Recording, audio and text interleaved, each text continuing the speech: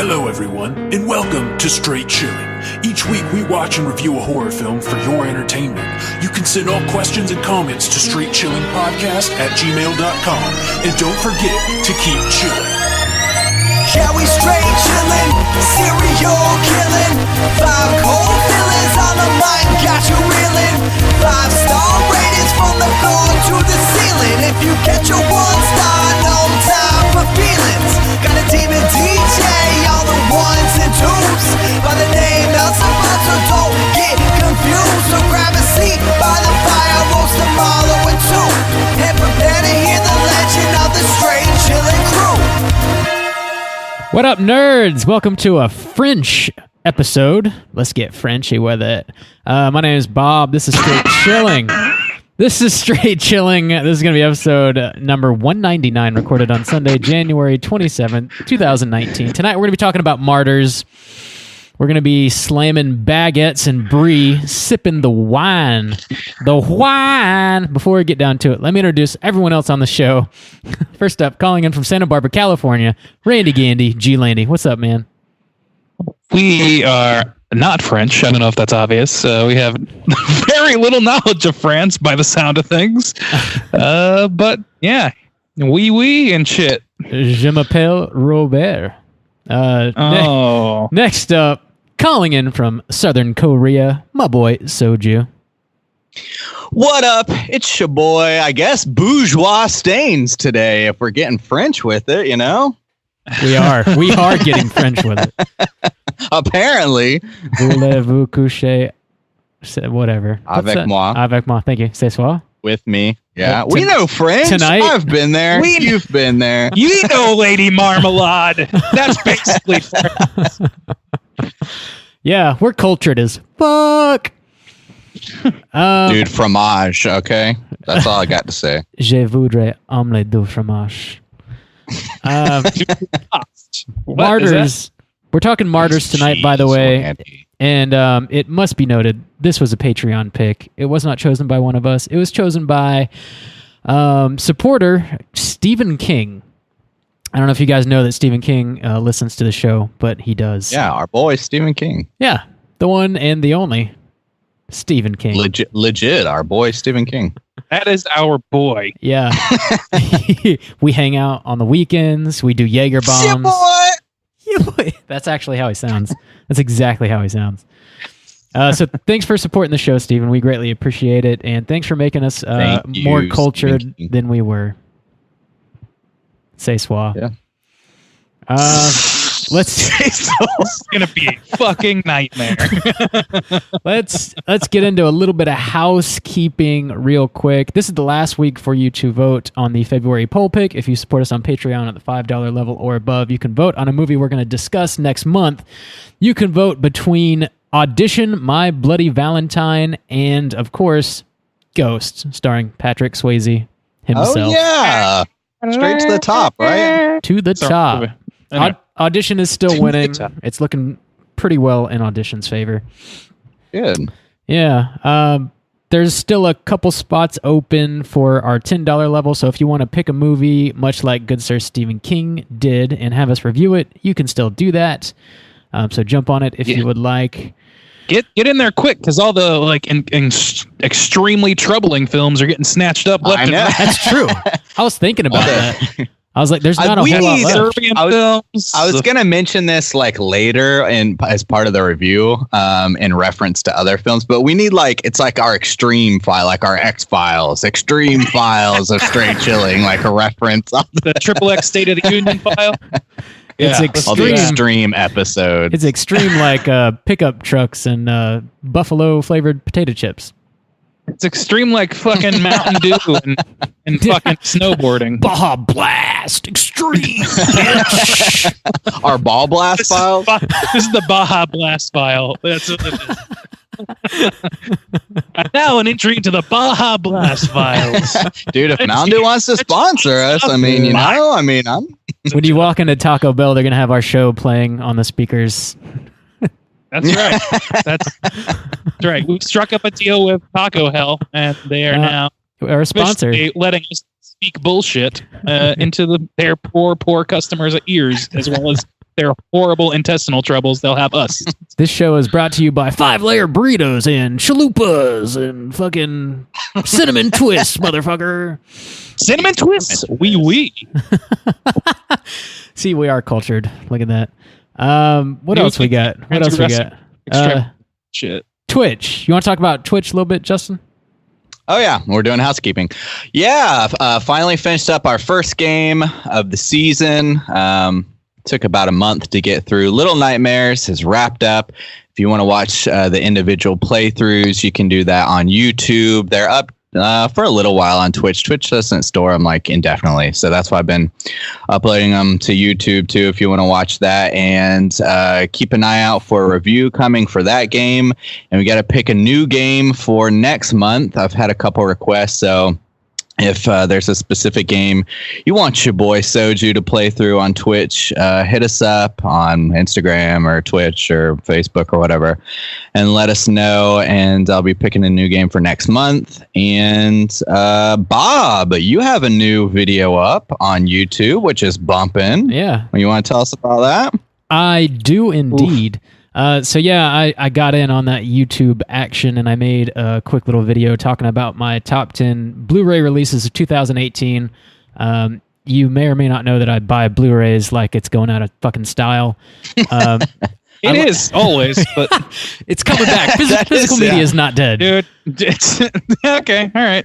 It's anyway. Enjoy your record collection, Gramps. You have more than I do on vinyl. Vandy. I sure do. You do. I don't know, but yeah. So I chose some Blu-rays that released last year that I think are worth picking up. I talk about them briefly, and there's some links below the video. If I talk about anything you're interested in buying, I included some links so you can do that too. But yeah, if you're into that kind of thing, if you'd like more of that kind of thing, let us know. If you think I'm fucking stupid, then I'll stop making them. Let me know. Let us know how stupid Rob is in the comments. Yeah, be very specific too, please. Let us know how stupid he is with all your subscribes and likes, please. That's true. Oh yeah, dude, we're like almost at 100. We're really close. We're just I was about to say, we really can tell you where that video is. Threshold of YouTube channel possible.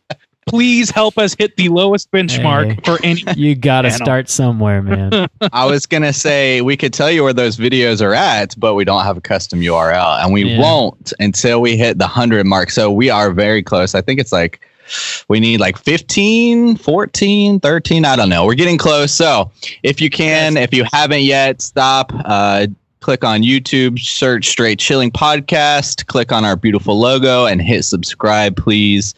Once we hit that 100 mark, we can say, find us at Straight Chilling Podcast, YouTube /Extreme Baja Blast.com.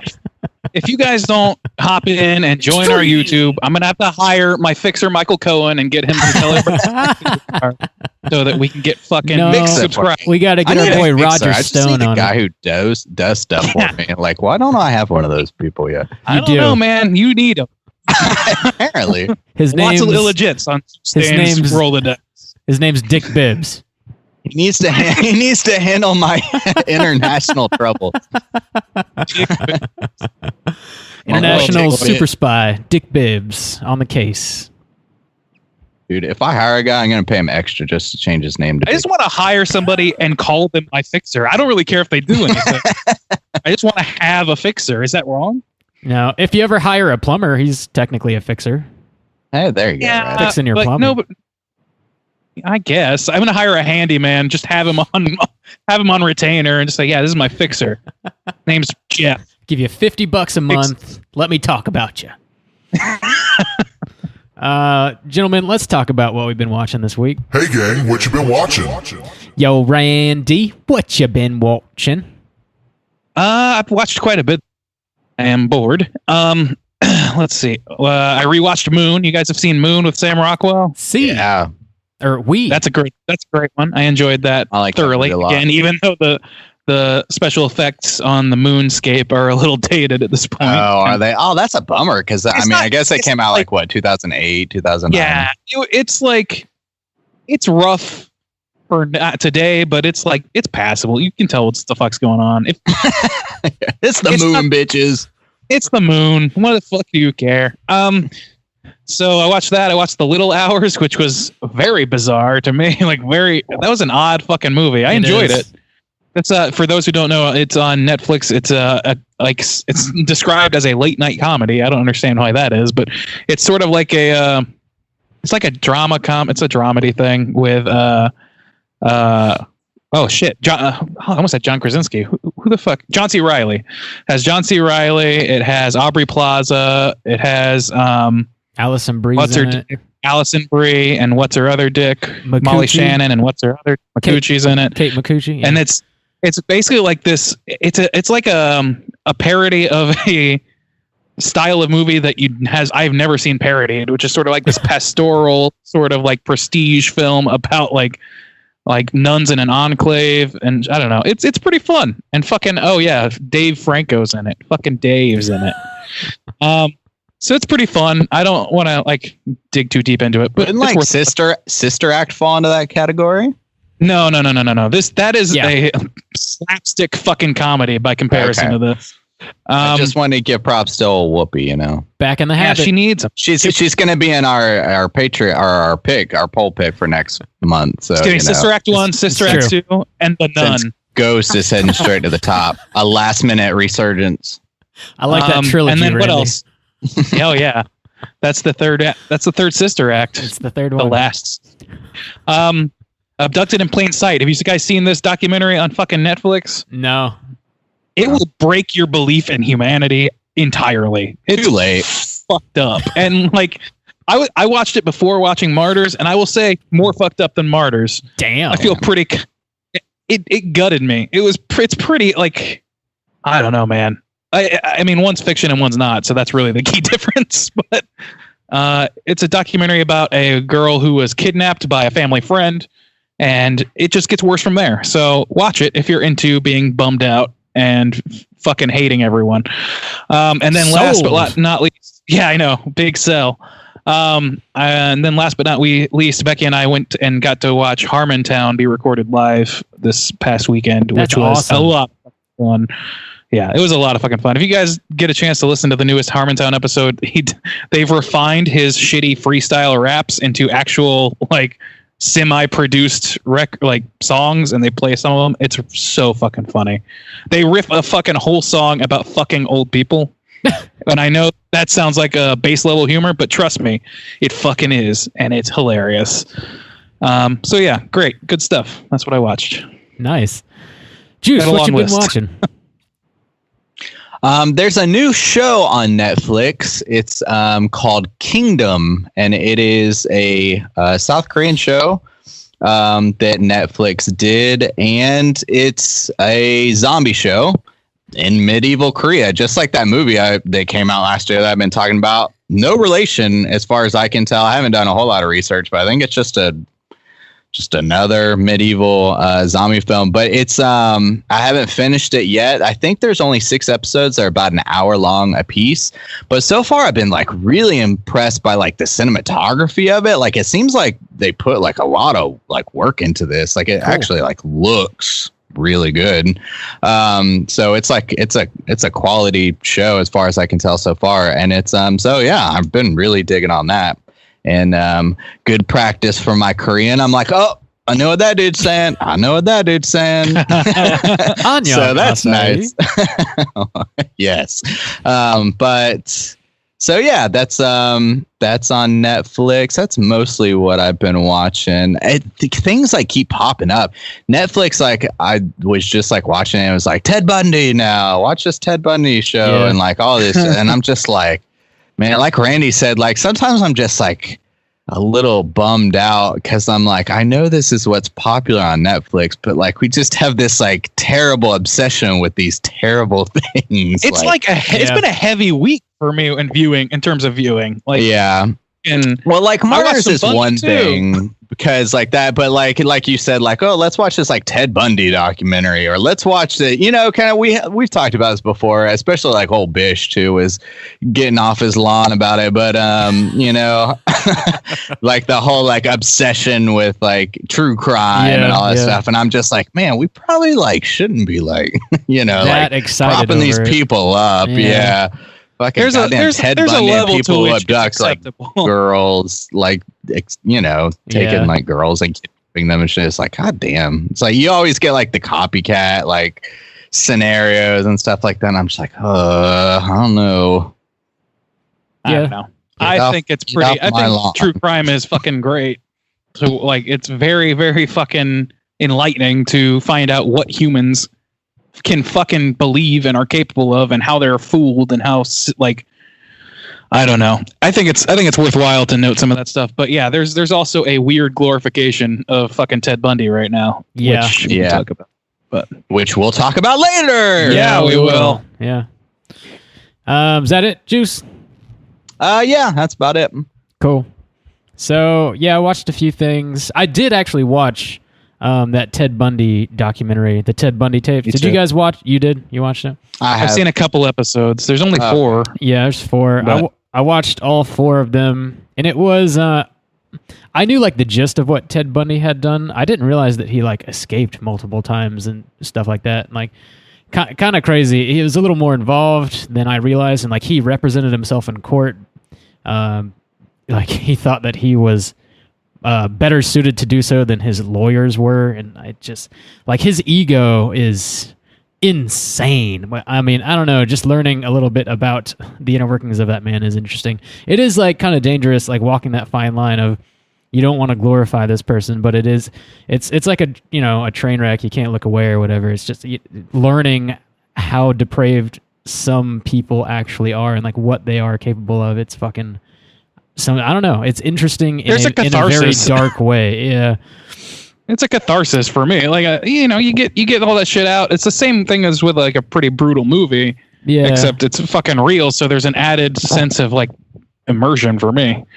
And there were women on the documentary, like, back in the 80s or whatever, whenever he was captured, and they're being interviewed and they're writing him letters and stuff, and they're like, they don't believe that he's guilty, and because he just looks kind of like a normal decent looking white dude. He's got a big smile on, and he's relatively well spoken. Yeah. So these women are like kind of crushing on him, and it's weird because it's like you have no idea if he's guilty or not. You're just some random person. You have no idea.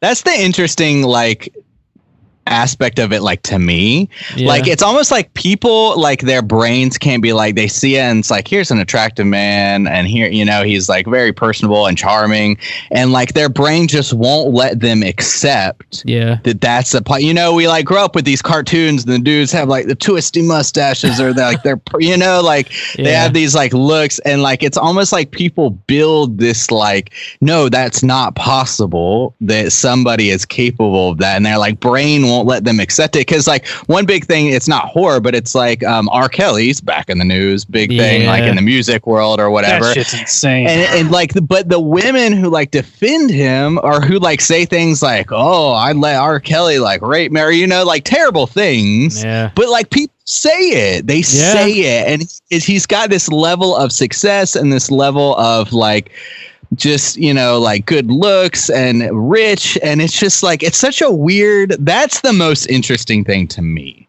and I'm like, it's Ted Bundy from that aspect, and even like Manson and stuff like that, like just people like getting into this like cult of personality and just being like willing to accept terrible things, or not being able to see the facts in front of them because of maybe somebody is like good looking, or like that's so strange, Somebody's good with, I mean, that's the value of watching like true crime and shit.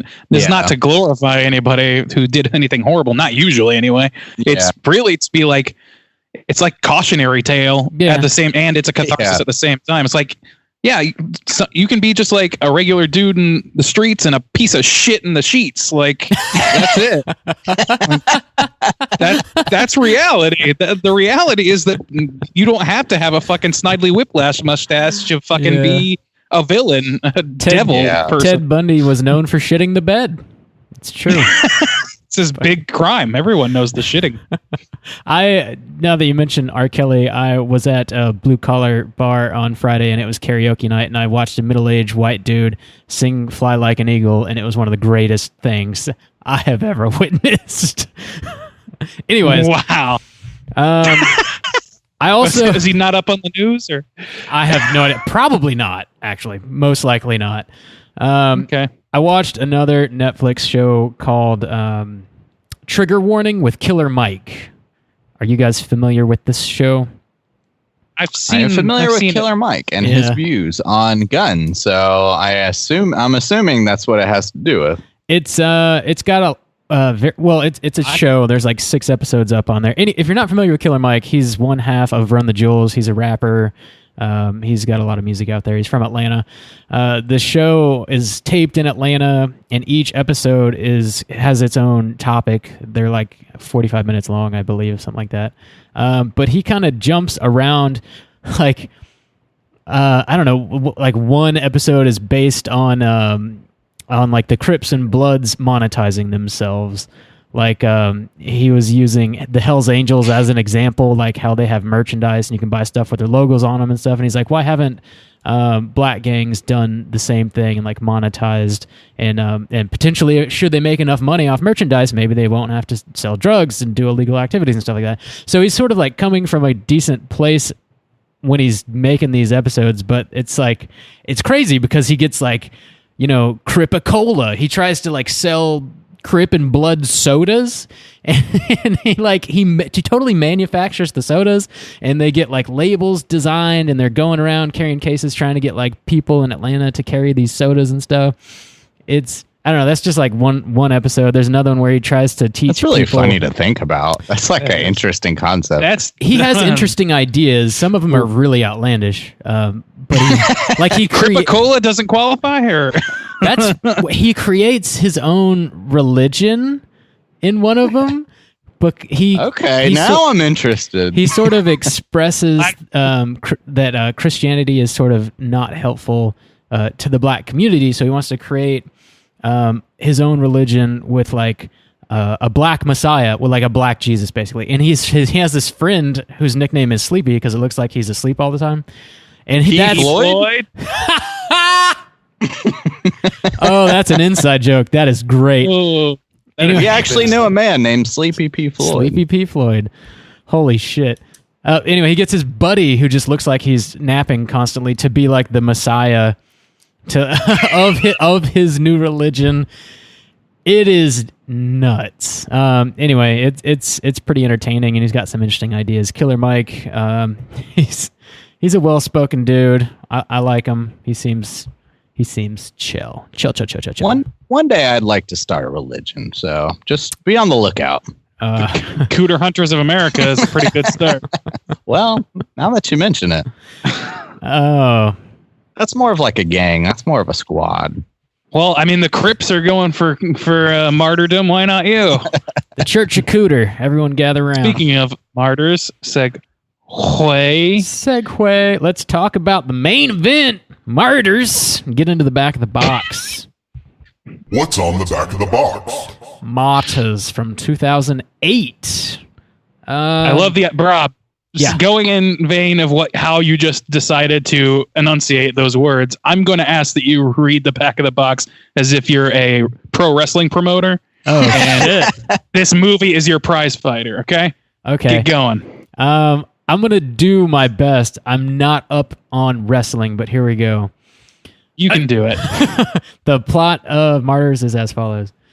A young woman's quest for revenge against the people who kidnapped and tormented her as a child leads her and a friend who is also a victim of child abuse on a terrifying journey into a living hell of depravity. How's that? I loved it. I loved that. That was terrible in all the right ways. I love it. Directed by Pascal Laugier. God. I think that's how you say it. Oui, Monsieur. Thank you. Monsieur.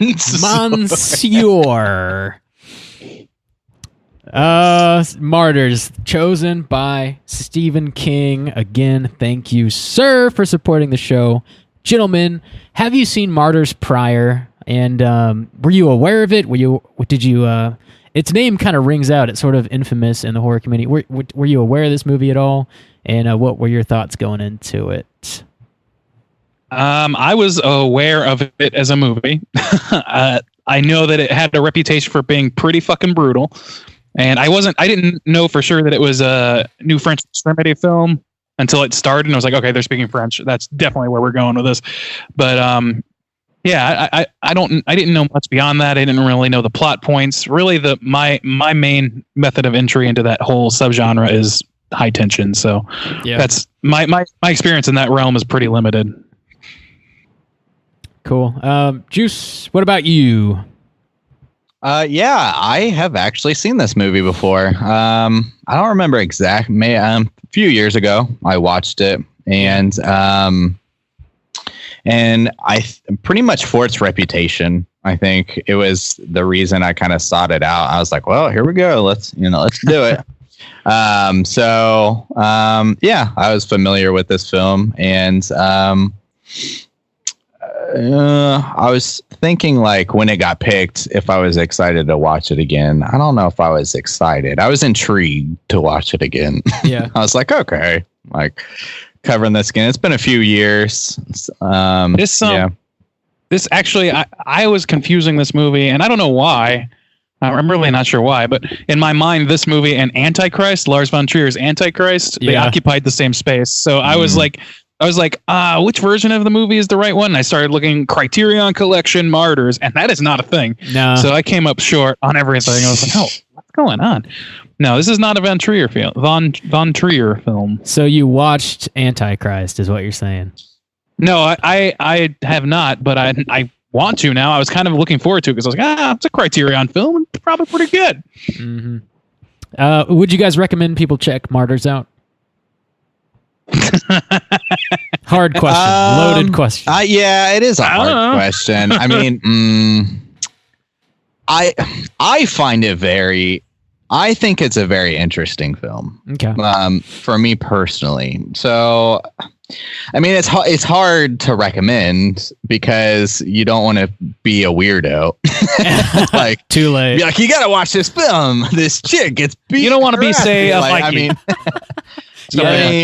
you don't want people to think, but I think as a film, it has some really interesting things that I'm like really excited to talk about today. So cool. Like, and maybe this is one of those episodes where maybe it's really good to listen to the podcast. Like if you can't handle extreme films, this might be perfect for you because the film really does like bring up some really just interesting concepts that I would like to talk through. But the visuals are hard to get, like to see it, to get to those things is tough. So this might be kind of the perfect fit for you if you're not really into watching extreme scenes or extreme violence, but really kind of want to know about the film and its ideas and kind of where they're coming from.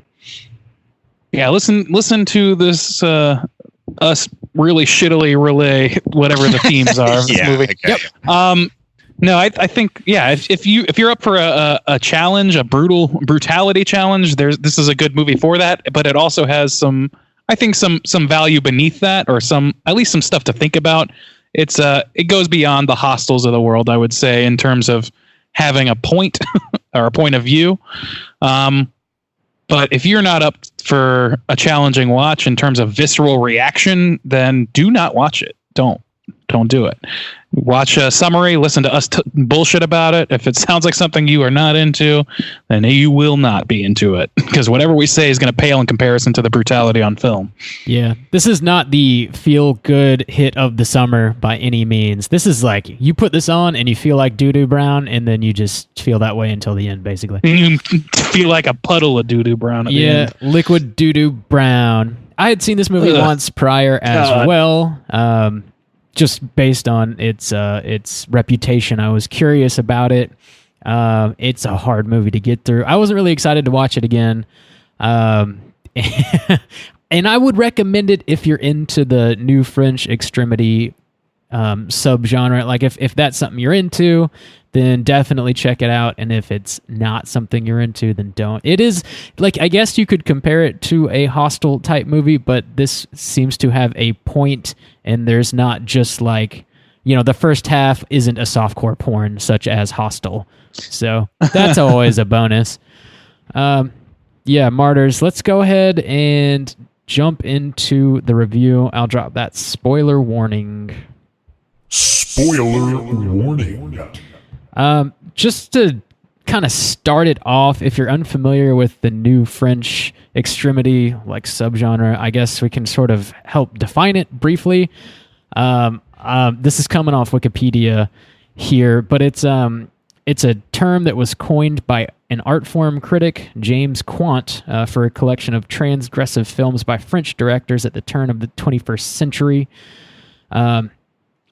Basically, like, let's see what else is on here. There's like a list of films that like you may or may not heard of some of them. They actually included Revenge, which we talked about last year, which I was kind of shocked Was that French? to see that on there. Yeah. Was it? All those dudes, all three dudes were French. Remember? Yeah. I guess I remember it as being Australian, probably just because of the setting. The desert setting. My brain is stupid, so Even though that was like what, Nevada or something. Yeah. probably. Yeah. I don't know. Nevada. It's like it's not American. It ain't American, and it's in the desert. Must be the outback. I guess Done. Raw is Thanks, also brain. considered one, which I was kind of shocked to see that on there too. Inside. What is considered one? Raw? What did you say? Raw. Yeah, I could see that. Yeah.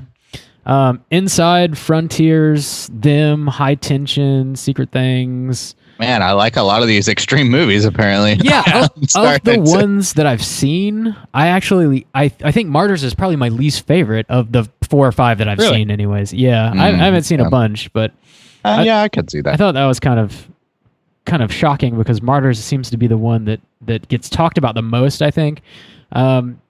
But yeah, this movie was like shown at the 2008 Cannes Film Festival, and everybody was sort of like blown the fuck away. Which, if you've seen it, you would understand why. Some people sort of look at it as a quote torture porn movie, or a lot of like the new French Extremity like label was intended to be pejorative when it was initially used, but the filmmakers sort of like leaned into it and it like wore that title proudly, So it's I guess it kind of stuck because they did that, and I don't know if you're into that kind of thing, you're into it, and I think it's better. It's more than torture porn, I would say. Martyrs. I would agree. Yeah, I have Yeah. some great notes that's Yeah. gonna like have like great discussion. Hopefully, I think, but They're, certainly more than torture porn. Yeah. I wouldn't compare this movie to like a Hostel. No. Yeah, Me either. I mean, I think they're interrelated. They certainly have elements, but there's something else. There's something else to this. But I just wanted to quick plug. If you want to know more about New French Extremity, right? Or extremism. Depends. Yeah, extremism. There's a YouTuber named Ryan Holliger who does like horror related breakdowns and things, and he broke down the whole genre not too long ago. I would recommend watching that to just get a feel for what he's talking about, or what we're talking about rather. So Yeah. How much is he paying you, Randy? I'm paying him. I'm a fucking patron. I'm just kidding. I redistribute wealth to the creators. I'm a hero is what I'm saying. There's a Okay. book that you can read too if you want to like really get into it. That's written by Alexandra West. She's one half of the Faculty of Horror podcast, but it's called Films of the New French Extremity. So if you want to get some literature on the subject, Man, I it's need to actually write on a book. Amazon. Yeah. So you can pick that up. You can get a Cooter Hunter's Kindle profile's version. waiting to be pinned, man. Yeah. I'm optioning that particular book right now. Number 1 Kindle book of the month. Cooter profile. So yeah, I guess we can kind of get into the finer points of this movie here. She starts off with a little girl like running. She's escaping her captor. So this girl is captured and seems to be tortured. And she does escape. And then there's sort of like a flash forward, and that little girl is our main character. Her and her girlfriend are essentially they believe that they found the people who kidnapped her and were torturing her when she was little, and she wants to exact her revenge and promptly does so at the beginning of this film and blasts them all to hell with a shotgun. Yeah. And that's a pretty like surprising scene because they go through it and they're just like a normal family. They're talking about like going to college. It's a mom and a dad and like their teenage son who's the oldest and their teenage daughter. And it's just like nice kind of white house, like everything's clean, pristine. And then this chick just comes, it just starts blasting their asses with a shotgun. Yeah, that was pretty great, honestly. Yeah. like it's really effective, not just because she's killing a family or whatever, but because the way they introduce you to this family, it comes on the heels of seeing this girl. We didn't really cover the full extent of what was going on in her childhood. She escapes and she goes to an orphanage, which is where she meets her girlfriend, and who we kind of like catch up with later after she shoots a family. But she also at one point she's found with her wrists cut a little bit, and like the girl's like, it wasn't me, I didn't do this or whatever. And that's really all the information you get. And then you just cut to this idyllic scene, and a knock on the door brings a fucking shotgun. Like, you aren't shown you don't know for sure who this is right away. You just kind of infer. And it's really shocking. You're like, holy shit, what happened? Or like, so she's just broken and now she's killing people. You don't know what's going on, really. Yeah. Which I think it makes it all the more effective, is just the sheer like confusion it caused me. Yeah. Well, and that's even like this movie to me, even though like to put it on paper, like if I were gonna be like, this is the first scene and like the sequence of events, it makes sense that way. But feeling to me, like watching this movie, even for the second time, it feels like two different kind of movies. Like the first half is like kind of about this girl, you see her escape, and then she's having like the horror behind that is she's having these like hallucinations where there's this like, so the horrific like focus is this creature that haunts her. It's like this girl, this woman or something that's all like cut up and fucked up, and like it inflicts pain on her. Like it cuts her wrist, or at one point it like cuts her back. And in the first half of this movie, you're kind of following this girl, and the kind of focus is like you get the scares from that. Like it's a brutal kind of imagery. You get some jump scares from it because it pops out. It like chases her around. It does like brutal things to her. And at the same time, you're also like questioning, like, is this girl sane? Like she's just blown away this family who we see is like talking about college. And she's like, no, these are the people who tortured me. But they're in their like super nice house. And we're seeing how like the girlfriend's trying to deal with it. Like she wants to support her, but obviously like she doesn't believe her, and like she probably like shouldn't. And that's kind of like the first half of the movie to me, and that feels very different from what happens in the second half of the movie, which to me is much more like that's kind of like a regular horror kind of movie.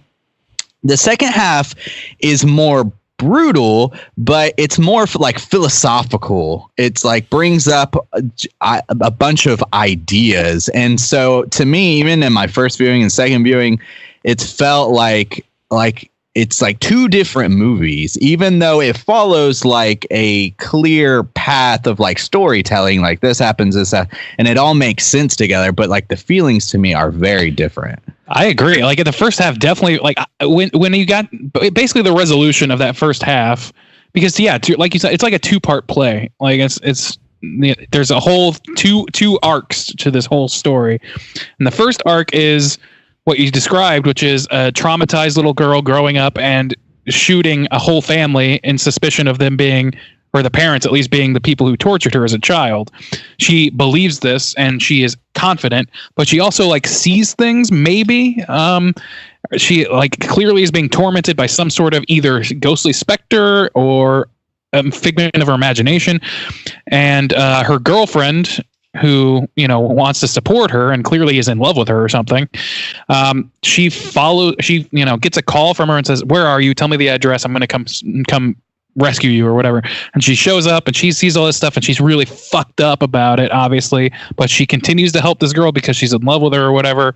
And the resolution being that the mom was still alive. She's still breathing, even though she got shot through the gut with a shotgun. And in the process of trying to bury these bodies, she wakes up, and the second girl, is it Anna? Is the second girl? It's Lucy is the first. Yeah. Is the tortured girl, right? So Lucy, is cleaning up after herself, and Anna is throwing the bodies into a pit she dug.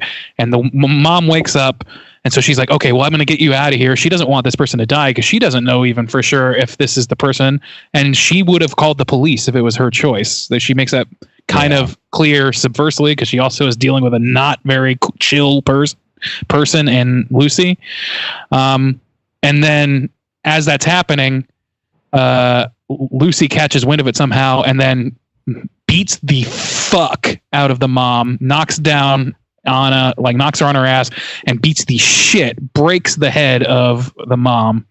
Mashed potatoes. And then she starts getting turning on her friend or whatever. And then you see that monster show up again, the tortured woman creature, gremlin person. And the thing starts consoling her. And the girl's like, see, I did it. They can't hurt you anymore and shit like that.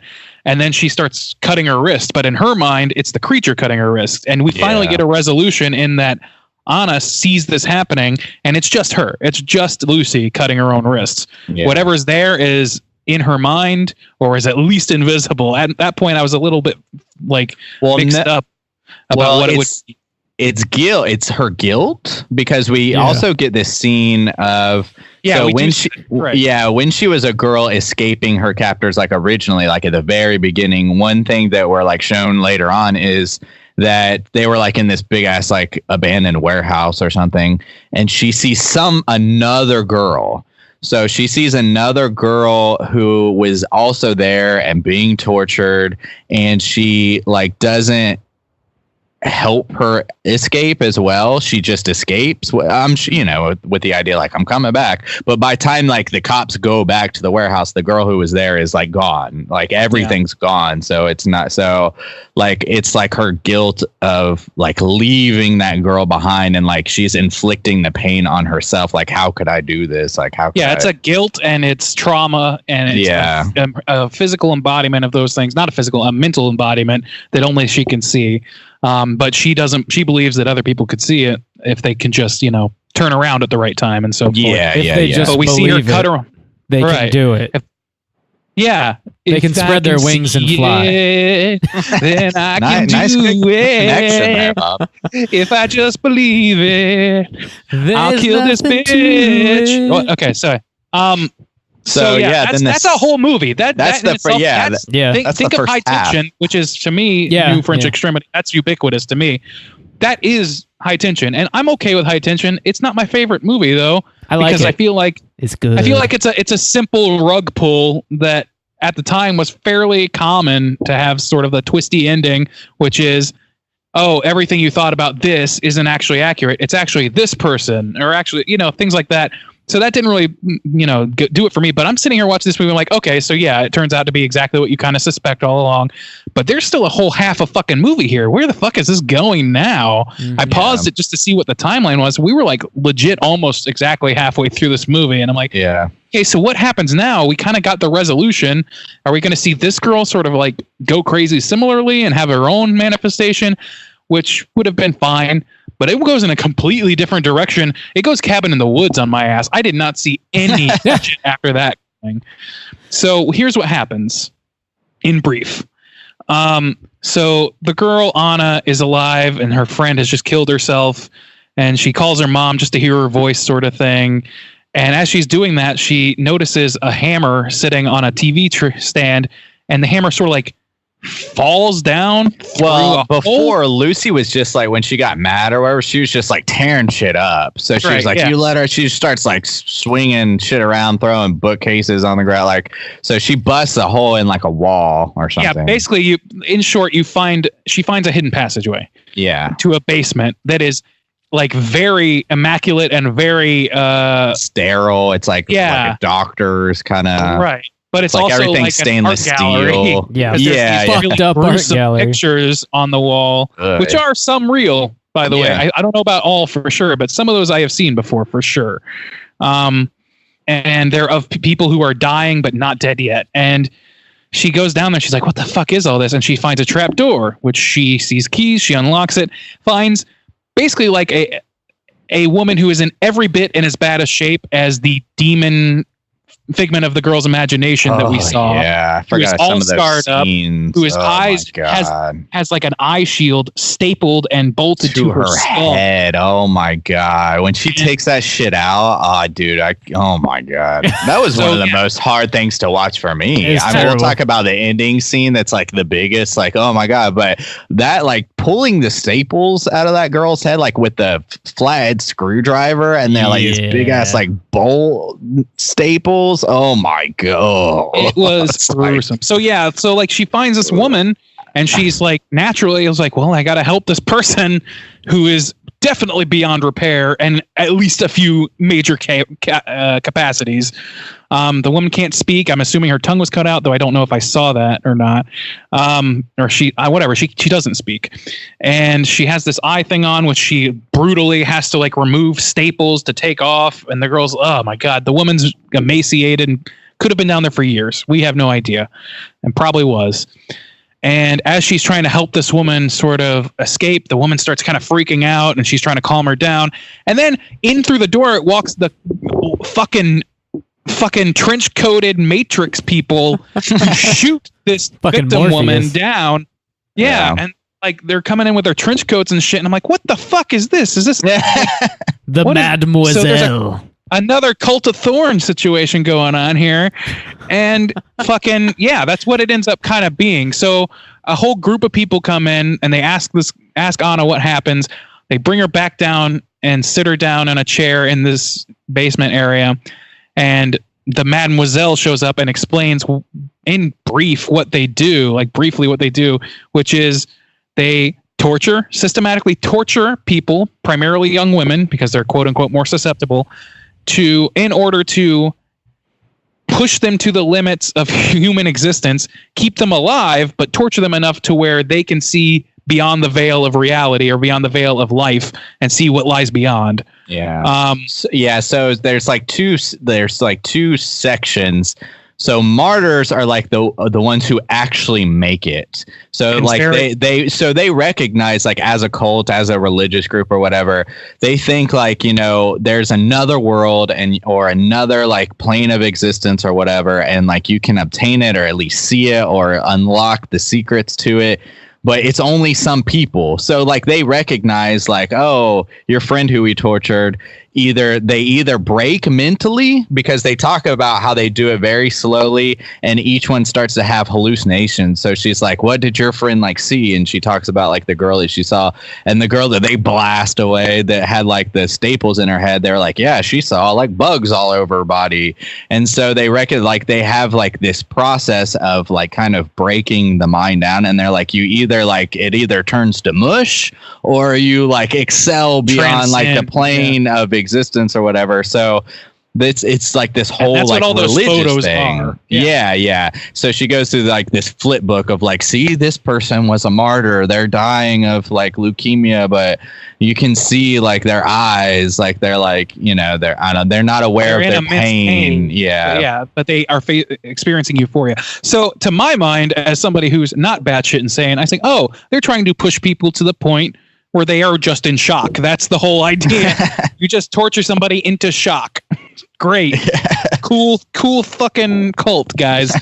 But yeah, they murder people systematically. Apparently there's dozens of these people. At one point we see a room full of at least 30 people just in this area who come to speak to the Mademoiselle after they have basically broken down. Yeah, I guess that's kind of jumping ahead, but Anna is broken down and beaten and has her hair cut off and is like straight up wrapped across the face all day, every day. She's eating bullshit, whatever that shit is, some sort of like high nutrition, low taste slop. Yeah. She pisses through a fucking hole in her chair, and it's just horrible. She's doing everything after trying to rescue her friend and feeling all the guilt of not believing her after finding this woman that was down there actually in that situation. Now she's in that situation. That is, I would say, probably worse than not knowing what's going to happen to you, is knowing exactly what the fuck is going to happen to you. And Here's the thing for me, personally, there's a lot of extreme violence in this movie. You like at the beginning, you get the vision of the girl who like she cuts her wrist, she cuts her back, and that's brutal to watch. And then you get the girl who's all cut up, she's got staples in her head, like that's brutal to watch. But there's something to me, and then there's a scene we haven't even got to that's really brutal to watch. But to me, the hardest thing to watch in this movie that really like I felt like when I see like the staples, I'm like I cringe, like I'm like, oh, that's nasty, or like, oh my god, that, you know, like that's terrible. But for like essentially like 20 minutes, you just like watch this girl who like you've like kind of floated along with, who you see is like a good person or whatever, and they just like. The worst thing, I mean, essentially, is like a dude comes down there and just like beats the shit out of her. But it's essentially like 20 minutes worth of this girl just like getting her ass beat. And not only that, but like she gets her ass beat. It just like beats her across the face. And like he's a big ass dude. And you can like see the physical difference between them. Like she's so tiny and like he's so fucking big. And he just like punches her in the face. Like, and not only that, but like it like shows like several scenes of it. Like it's not just him beating her for 20 minutes. Like they'll stop and chain her up and like feed her, and she like can't eat the food and like pukes. And like her face starts to get more swollen, and then they like cut her hair. And I guess it's just like this like stripping away of like beauty, or like stripping away of like humanity. Like she's like this young, or, you know, she's like, I don't know, 16, 17, 18 or, you know, something. And like by the end, like she's not even like recognizable, you know, like she's black and blue and yellow. And that to me, like, I guess because it felt more real, it's just like the other things like made me like squeamish, I guess, or like, oh, but like that fucking 20 minutes, man, is like just the biggest hole in your goddamn stomach. To me, I was just like, to me, of this whole movie, like that was the hardest thing to watch. Yeah, it goes on for so much longer than I anticipated that it would, because you know the end result, right? So you're like, okay, well, there she is. I'm sure they're gonna do like, I don't know, maybe a montage or something, or just a couple minutes. But yeah, it shows him like day after day after day just beating the shit out of this girl, and she's like knocking her out and then waking her up, and then knocking her out again and waking her up. Like that's literal Nazi tactics, by the way. That's shit that literal Nazis did. Yeah, it felt very like Holocausty watching it. The way they cut her hair and they don't feed her anything, and she's it was very reminiscent of the Holocaust for sure. Difficult to watch. Should we talk about like the? Oh, you have something specific? Well, I just wanted to add, like to contradict, or not contradict, but to differentiate myself from what you guys are saying. I actually was thinking, because they were spending time with it, the way movies work, that section of my brain, like the part of my brain that understands movie structure, is like, okay, so they're spending a lot of time watching this torture. So at some point, she's going to take the chains around her wrist and like choke out the guard, or she's going to gouge his eyes out, or something. She's going to find some leverage, exploit it, and she's going to escape and wreak havoc on these guys. It's going to become revenge, like a revenge porn situation. Yeah. So I kept kind of waiting for that to happen, or kind of at least hoping that would happen, because you want retribution for this character, and it does not come. So it had an extra gut punch once we get to the quote unquote final stage that you're alluding to, which has the there's two people. There's a big ass dude and a regular sized woman who's feeding her, and a big ass dude who's beating her or whatever. And the woman comes in and says, "You're almost done. You're in the last stage. Nobody else gets this far for them," or whatever. She says, "And very few people come this far. There's only one more thing left to do." And they lead her into the next room, which is a fucking surgical chamber. And they lay her down, sort of like they strip her nude, lay her sort of face down in this fucking gyroscopic thing, this rack, and strap her down. And she's like full on, like she has and already in some way she's transcended. She started hallucinating, and she hallucinated her friend saying, "You know, the way you get through this sort of thing," because her friend had experienced it. How did you deal with this? Well, I think you just got to let yourself go and just not, you know. just accept that this is what it's going to be, and don't play into it, or whatever she said, something along those lines.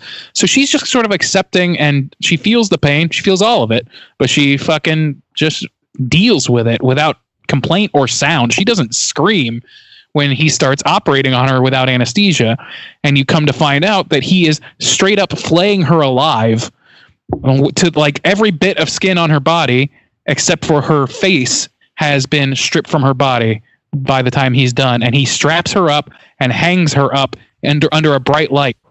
Yeah, and these like bright, like lights, like sun tanning lights or some shit. Ugh. Yeah, with it's no horrible. Skin. Oh, it is no terrible. Fucking skin, which Becky was watching with me and assured me was how cadavers actually look, just not red. They're gray, but they look like that. She was like, oh yeah, that's what she was telling us right before the cats. That's what cadavers look. So good on them, I guess, for their effects, because it looks fucking realistic to me. It does, yeah, it does, and I guess. And to me, and that's the scene that's the scene that when people are like talking about this movie like that's it, and it's the final scene, and essentially after that, she like does transcend, like it's shortly after that, like the people rush down there like, oh, look at her eyes. And they kind of do this little thing where there's like this other world, like in her eyes that she can like see like through space or whatever. It's like an abstraction going on. Yeah. And then like the mademoiselle or the like person in charge like comes down and like she whispers in her ear. Of course, it's not audible. Yeah, she's like, what did you see? Yeah, the girl whispers very quietly into her ear, and the woman doesn't really react in any one particular way. She's just sort of like enthralled. Yeah. And then they gather up all the old pieces of shit in this cult the squad together, and they like even do this whole thing like, we have a martyr, and she at this time she transcended to the plane, and she was gone for like 2.5 hours, and she's still alive, and she told the mademoiselle everything very clearly and distinct. Like they made, and they even then the dude has a private like conversation with the mademoiselle. He's like, through a door. Yeah, he's like, you sure? Like she saw it? And she's like, yeah, I'm sure. And he's like, you're absolutely sure. And she was like, everything she told me was like very clear, and like I understood. They're like, okay. So they're all like getting their jollies off. They're about to be all told they found a martyr finally. They're about to find out what lies beyond death, which is that whole death cult bullshit. And fucking mademoiselle blows her fucking brains out in the next room before telling anybody. Yeah, she says, do you believe in, what is it she says? She's like, do you still believe in the world beyond? No, she says like can you imagine what's after? Can you imagine what's after what life lies after death? Or what it looks like? Yeah, and he's like, no, I cannot. And she says, keep doubting, and then just kills herself. Yeah. So we have a real Radiohead of an ender here. I put that in my notes. The whole there's that Radiohead video where they just lay like a in less the fucking whimsical sidewalk. Radiohead music video. This. Yeah, and you're like, what did they say? Everybody just lays in the sidewalk. I think it's what is that song? Just? Yeah. Okay. Yeah, I think actually that's on our YouTube. We have a playlist of like horror music videos. I think that one's in there because it's so kind of like disturbing. It's like, what the fuck? It's so funny. I thought of that instantly when this was happening. Me too. I was like, okay, so we're lying down in the street, just like in that fucking Radiohead video, where we as the audience don't know what they said, because if we knew, we would be lying on the street too. So the implication being that whatever information was passed from the martyr Anna to the mademoiselle is so impactful or so spurnful or so something that it breaks her ability to continue living, or breaks her ability to exist in the way that she was before, and not in a positive way. It doesn't seem like. Well, I love not necessarily, but it not necessarily. I love that this movie ends this way, and here's why. And I love their decision to make it religious based. But I wrote down the dark, horrific irony of this like whole situation is that from the people standpoint in the cult, like they didn't get their answer. And even like the idea of like, oh, it was so terrible that the mademoiselle blew her brains out. But just that dark curiosity of not knowing the implication is the others in the cult aren't going to stop. So now they just have to find themselves a new, and they've said like, oh, for the past 16 years, like we haven't had a martyr or whatever. Like this is the first one. So now like the whole religious based thing and like only the Mademoiselle hearing what happened and there only being like a handful of martyrs and girls have to be tortured to get there. It's like, that's the terrible ending of this film is, well, yeah, the Mademoiselle like blew her brains out, but even that like warning sign is not going to stop this cult. It's like they're religious based. It's more about their curiosity. They're right, or like they need to know, and they're going to continue like kidnapping and torturing girls until somebody else finds out and blows their fucking brains out, and then somebody, you know, like it's brilliant to do because it's just one last fucking gut punch. It's like, this is never going to fucking stop. If the question I have is like, if what she heard was so horrible, like if the afterlife is that bad, why would she be in such a fucking hurry to get there, you know? Well, that's why I didn't get the implication that it was bad, because maybe it was like good, or maybe it was like, oh, it's not, or like, yeah, or like kill yourself. Yeah, see, if she didn't say keep doubting and look the way she did not look excited to go. You know what I'm saying? Yeah. She looked pretty broken and sad. She was like taking her. You could makeup interpret it that off. way, but I agree. Like the idea that she has dedicated her life to this. Yeah. She finally got everything she wanted, and she kills herself without telling all of her friends about it. I guess so. I mean, but at the same time, if she really if it really was such a gut punch that it was like, oh, I did all this for nothing, or oh, like what lies beyond is more terrible, and I deserve to go there for torturing people, then why would she not then tell the group, we need to stop this forever, don't ever do this again, and then blow her brains out? She doesn't.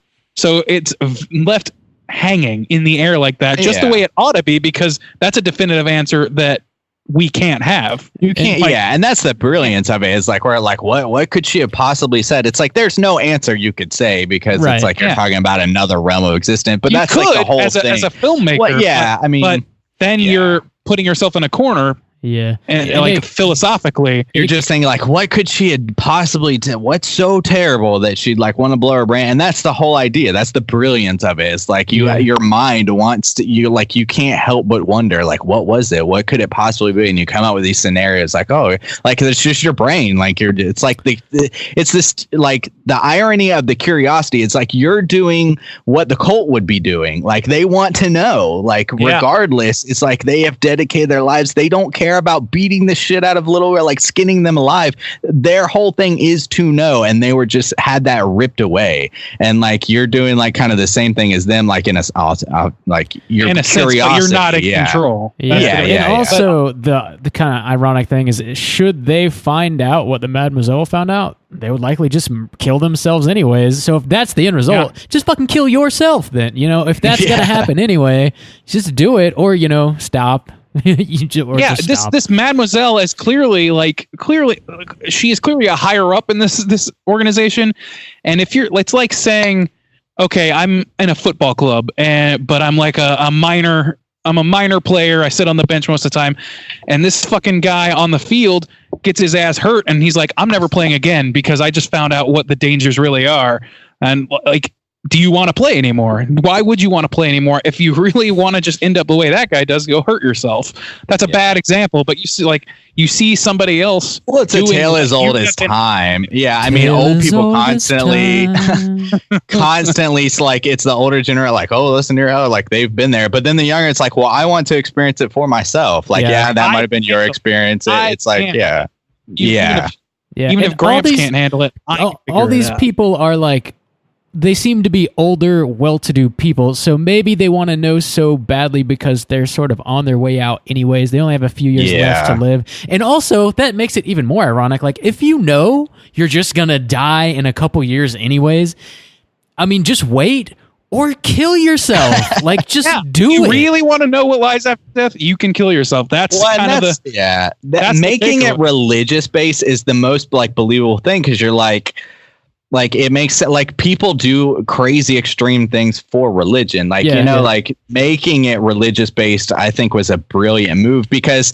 it's the whole, and even the idea is intriguing to me, because like like people like take drugs and they have these brief moments of like extreme highs, and then they have these like long moments of like extreme lows, and the whole thing is like chasing the high. So like couldn't you say like an inverse? Like I took a note, like one time in college, me and Rob just stopped eating for 3 days. We were like, we're going to stop eating. We did a fast for 3 days and we're like, we're not going to fucking eat anything. And it sucked. It fucking sucked. But the goal was at the end of it, we were going to make this huge ass fucking breakfast. And we fucking did. And the thing was though, before we ate the baller ass breakfast, it was like the biggest fucking breakfast you've ever seen. Anything delicious you can imagine. The first thing I ate though was a piece of white fucking, or just like a piece, not like a whole, like just like a piece off of just plain ass white bread, dude. White fucking bread. And it was one of the most delicious fucking things I'd ever tasted, because I just stopped fucking eating for 3 days, which was miserable. So like I kind of understand like this whole idea of like you're gonna be in this extreme low for so long. And the lower we make it, the higher the high is going to be, even though you're only going to be like in that high for like, they're like, oh, she was there for like 2.5 hours. And they make it seem like, oh my God, I can't believe 2.5 hours. That's so long. But like, so that idea, like it makes some sense. Like, I mean, or like, there's a logic to it, but it's a terrible logic. And it's absolutely, like, it's absolutely terrible. But it's like still has to, like, it kind of resonates. You're like, I don't know. I mean, I understand the logic behind it too. Yeah, like you said, the lower the trench, the higher you transcend or whatever. But the idea that, I don't know, it pushes it into this territory. The closest thing to a philosophical answer that we get is nihilism, I think, from this movie, which is whatever lies at the end of the road is something you fucking don't have any business knowing. You have no fucking business knowing. It's probably fucking nothing, and nothing you do will fucking matter. So why not kill yourself? Shit, like that's yeah. There's a strong thread of that going through this movie, and no matter how much you torture yourself, no matter how high the elation, even Anna, the woman who is the martyr and who they've placed all this importance on and who has achieved what very few have, even she is going to fucking cart herself off this mortal plane and go into nothingness. Like that's the to nothingness at best is what it's looking like to me.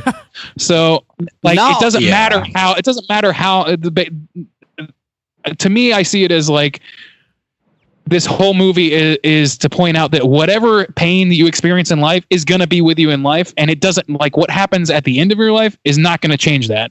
It's the same thing that happens to Lucy at the beginning. Like even after she murders the people who transgressed against her, even after she gets her revenge, she doesn't get to stop being a broken person. She doesn't it's not Mario where the princess is saved and everybody goes happy. That's this movie doesn't allow those sort of happy endings to happen. She's going to carry that weight forever. Like, not to Beatles this up or anything, but she is. So like and so she decides realizing this, there's no point in fucking being on this plane anymore. The only chance she has of escaping it is to see what's on the other side of the veil and killing herself in the process. Yeah. So, and then at the end of the movie, we find out that even beyond that veil, there's no freedom from it. At best, you will not be an entity anymore. You're fucked. At best. Yeah. Well, and also to like the religious base and like kind of like the nihilistic view, like you said at the end. One of the things too, not only just like you're fucked in the end, but one of the things that like kind of is just another gut punch. This fucking movie's full of them. Is to me too, and this kind of, we were mentioning this like in what you've been watching, like people's focusing on like Ted Bundy, and like you grow up and you go to schools and like you watch the Holocaust, and like people not being able to process that, like, no, this can't be real, or people, denying the Holocaust or something like that, but basing this in like a religious thing, and like just and the sound kind of logic, like it can resonate with me, like I understand the logic behind it.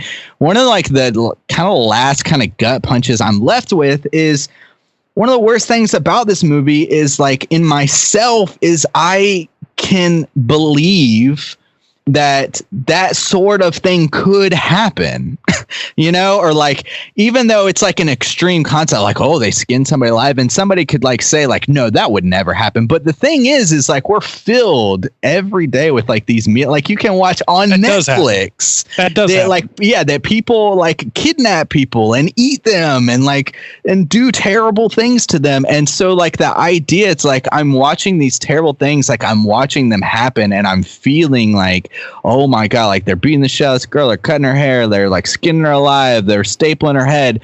And like the whole time I'm thinking like, even though this is like some of the worst things I've ever seen, it's not out of the realm of possibility of happening in reality to me in life. And that's so terrible.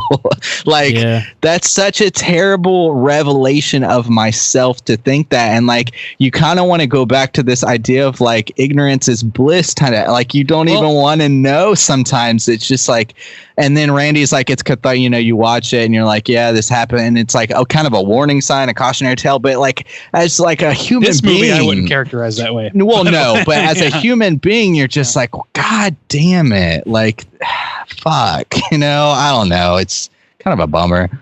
Yeah, I mean, we need to probably go and rate this thing. Do you guys have anything else specific you want to mention before we do that? Cinematography is great. Acting is great. Effects are great. I mean, on a craft level, I don't see many problems with this movie. The most holes you can poke in it are like continuity errors, or not errors, but like things that don't make logical sense. But because this movie is so high-minded and philosophical by the end, a lot of those things don't matter because it's in service of a point. So like, for example, Lucy having cuts all over her back from this demon creature. At that point, I was like, oh, so I guess this thing's real, because could you even cut your own back that way? Yeah. And I guess you can within the world of the movie, but it didn't make sense to me. I was like, oh, okay, so I guess not. At one point I thought, okay, so maybe, you know, once we found this woman in the basement, I thought, okay, maybe this woman without her sight, maybe they're entrapping clairvoyant people, and that's who was attacking Lucy, was a woman's like out of body experience going into the further, what I like to call the further, and finding a savior. I didn't know. So like, I don't know. I think that's worth noting that like you can see little things like that might like frustrate me on like a beat for beat basis, but because it's all in service of something grander, I let it slide pretty much universally, those little things. There's not a lot of them either. So yeah. All right, cool. Let's go ahead and rate this thing out of 5. Randy, you were already kind of leading into it. Why don't you kick us off out of 5? How do you feel about Martyrs? Yeah, I guess I did.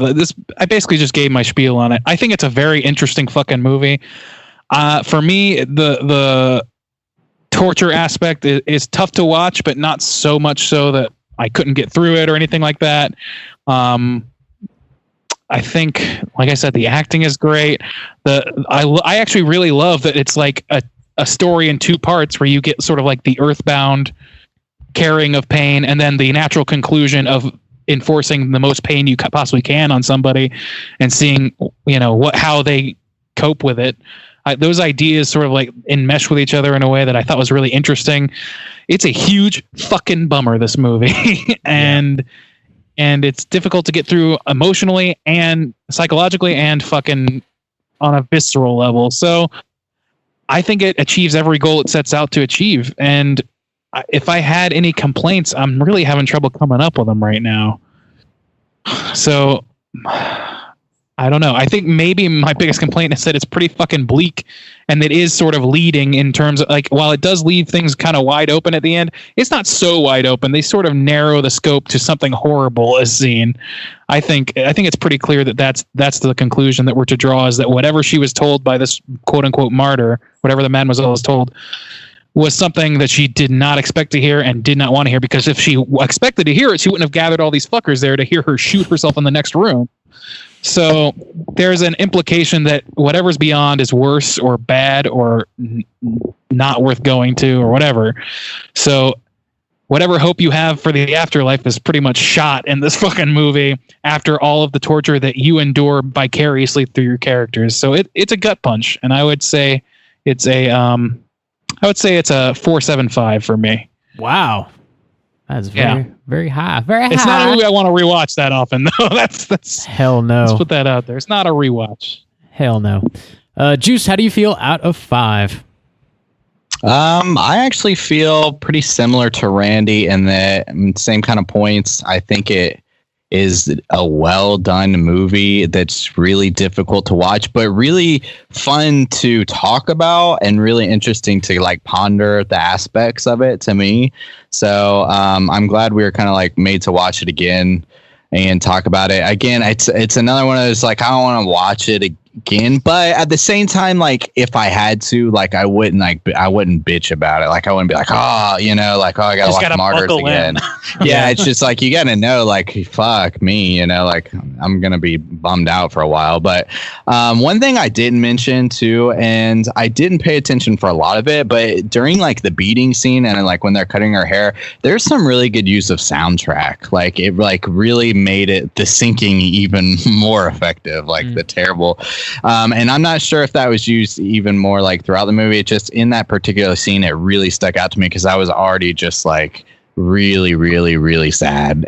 But then like the music kind of even like I just kind of like picked up on it. I am not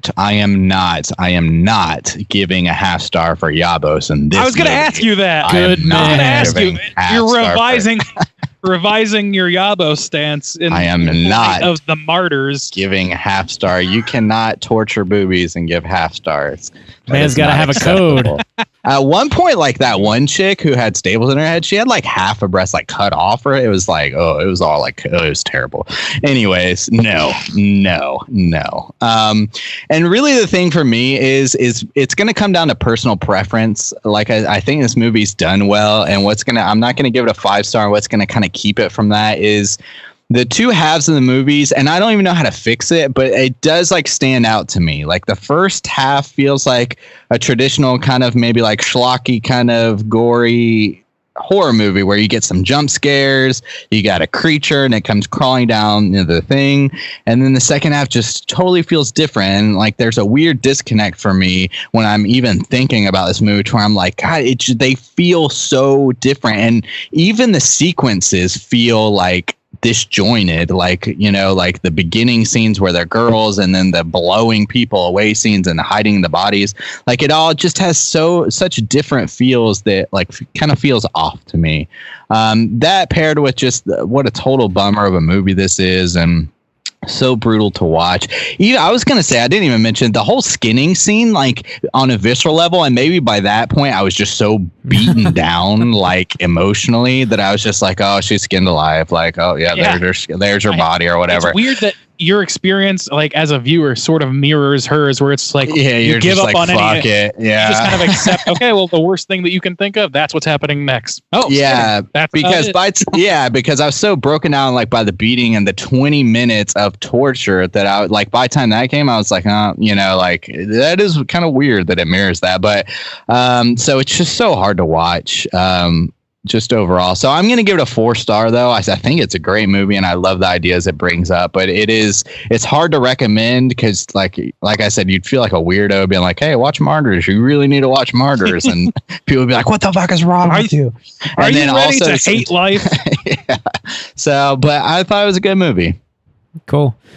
So I've said this before, the way I kind of like to try and rate movies is sort of like a two-parter. So like one, basically like how successful do I think the filmmaker was in creating his vision? Like, did he achieve what he was trying to achieve? Is his message coming across, and like the technicality and all that shit? And then also just like my general level of enjoyment, what I was able to take from it. This movie is like, it's got the like torture porn elements in it, but it's definitely like posing a question, and it's sort of like forcing you to kind of meditate on like the afterlife and ponder, I guess, like the extreme horrible things that people have done and people are willing to do in order to maybe get answers in the name of what they believe in, whatever that belief is, And it's just like so brutal and so unenjoyable and like gross. And it's like throughout the entire goddamn movie, there's not like a single drop of levity in this whole movie, and I just hate watching it. I really get zero enjoyment out of it. It is well made though, and I would not call it a torture porn. It does have more thought put into it than just that. And it is well made. It's like you feel like, I mean, you're kind of put through the damn ringer. Like you definitely feel the emotions that the girls are feeling as you're watching the movie. You're kind of like right there with them, and as they break, you break, and you just sort of like. The best part of the movie is when it fucking ends, man. It's you finally get that little bit of relief, that sigh of relief. You're like, holy shit. There's a fucking marathon. It's like life, Bob. That's like life. You're just beaten down until you're and then finally you're dead. relieved. And then you're dead. You know? And then you don't have to feel it anymore. And that, finally, sweet, sweet relief. But yeah, I know a man who once said I've never felt a thing in my life. So, I can kind of relate to your sentiment. Oh, that's interesting. I'd like to meet that man. That boy, and that man's name was Drunk as Shit Bobby. Yeah. Drunk off my face. But yeah, overall, I don't know that the questions that the movie is posing are really all that deep, and I don't know that the ends justify the means, in my opinion. Like, yeah, you got to watch some heinous stuff, and you do have some stuff that you kind of need to wrestle with come the end of the movie, but it's not like that. It's not deep enough. It's not like it didn't make me go, huh, in the way I feel like it should have. And the juice isn't worth the squeeze for me, man. I wouldn't really watch this movie again if I could avoid it. But yeah, I'm gonna give it a 2.5. I think that's what I'm gonna do. Which is a bit lower than you fellas. It's gonna put our aggregate at a 3.75, which is still pretty favorable. So let's go ahead and get into our Rotten Tomatoes segment and see what the critics and users think about Martyrs. Certified fresh to death. Take it away, Juice. All right, so let's hop into a small sample size on Martyrs. Of the critics counted, there are 33 critic counts. So let's go around the table. Let's try. I think this might be a tough one for you guys. I don't know. Like, how do you rate a movie like this? I guess we just did, but so yeah. So let's find out. Randy, kick us off. 33 reviews counted. What do you think they rated this movie? Well, I know there's a schism with New French Extremity in general and torture porn, which some people equate with New French Extremity. So, I mean, I gotta think it's, I don't know but this movie is also heralded as like the poster child, apparently, of this genre. So, I'm gonna go with Bob's sort of. Bob is my inspiration. I'm gonna go 50%. All right, Bob, what do you think? In the true spirit of straight chilling, since Randy already took 50%, I'll go with the 69. Yeah. 69. Ooh, I don't know if it's the week for 69, Bob. It's too, the levity there. You can't have a drop of it. That's true. You can't laugh. No laughing this episode. Randy is going to take it. Hey, very close. It is 55%, which is still considered rotten. I guess 60% is fresh or whatever. So. But average rating too is pretty close to that. Is a 5.6 out of 10. So almost spot on with the 55, which is not always the case. So of the 33 critic reviews counted, 18 are fresh. 15 are rotten, with the critic consensus a real polarizing movie. This Gallic torture porn is graphic, brutal, nasty, and gruesome, and not to everyone's taste. That's accurate. Yeah, that is one of the most accurate. I mean, even from the real polarizing movie, and it really comes to like, you can't knock Bob for being like, it's hard. It's hard to be like, nobody really should want to watch this movie, but it has merit. It has value. It's just, is it enough? Are you willing to wade through the muck to get to the value? That's do you think the juice is worth the squeeze? So, split, 55%. So, let's get into the audience score. Still pretty low. 12,000. So for the audience score, not too bad for, I guess, a French Extreme movie, but 12,000 reviews counted from the Oozers. Rob, you get to pick first this time. The Oozers. I feel like if you're going to go out of your way to rate this movie, you probably like it a decent amount. I don't know. I'm going to go... this might be a little high, but I think I'm going to go with like a 70. 70? Okay. Yeah. I can't believe you've neglected a 69 on that. Yeah, I'm gonna go like 1 point off. I'm gonna go 1 point off. I got more than one note. Not gonna double dip. You're not gonna double dip on. Well, I think your reasoning is sound, so I'm gonna do what's right here and guess 69. Oh shit.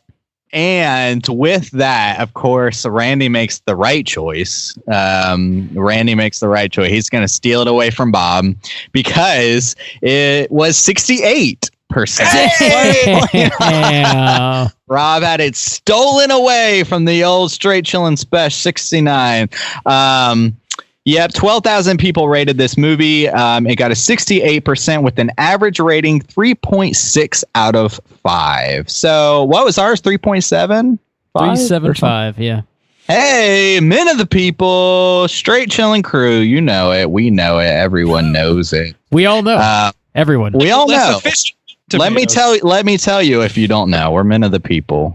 We're the least efficient version of Rotten Tomatoes. Just listen to us for an hour instead of there you go. We're the most You got time. Exactly. You got time. So let's try to knock out our cooter talk real quick. Oh, that's right. Let me drop it. Cooter of the week. Let's do it.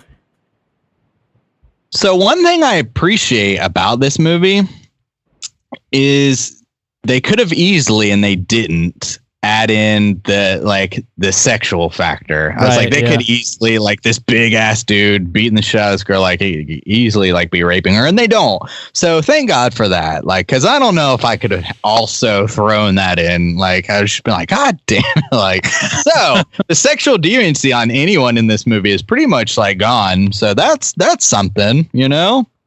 The silver lining of the movie.